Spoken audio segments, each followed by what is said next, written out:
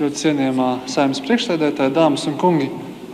Latvijas reģiona apvienības frakcija, droši vien tāpat kā jūs visi, ir par lielāku atklātību.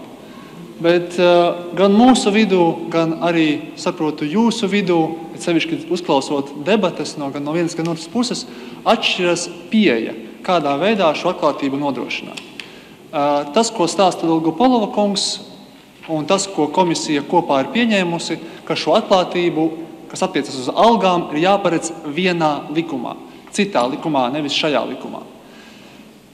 Es gan šobrīd pieturos pie tās puses, kas lielā mērā sakrīt ar Inta Daldera iesniegtajiem priekšlikumiem, kas uzskata, ka tai atklātībai jābūt iespējami plašākai.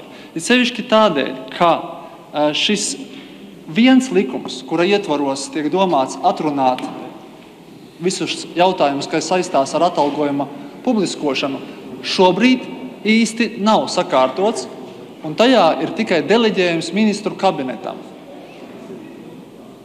Manuprāt, nav arī no juridiskās tehnikas, kā jūs mīlat teikt, pareizi darīt, ka mēs tagad vienā likumā atsaucamies uz citu likumu, otrajā likumā atsaucamies uz trešo likumu, ceturto, piekto, un beigās, tajās ķēdītes beigās, uzdodam ministru kabinetam, tad beidzot noteikt, kādā veidā, kuram un cik daudz ir jāpublicē mājaslapā.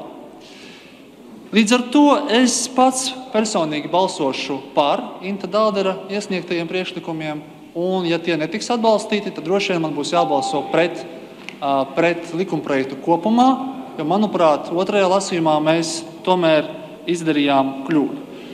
Un visbeidzot, izskatās, uzklausot gan vienas puses, gan otras puses argumentāciju, izskatās, ka neatkarīgi no tā, kā mēs šodien balsosim, septembrī, dāmas un kungi, mums būs kopā jāstrādā pie valsts un pašvaldību institūciju amatpersonu un darbinieku atlīdzības likuma, un būs jāvar vaļā un būs jāmēģina tad tajā vienā likumā atrunāt visu, kas saistās ar šo jautājumu par atalgojumu publiskošanu. Paldies!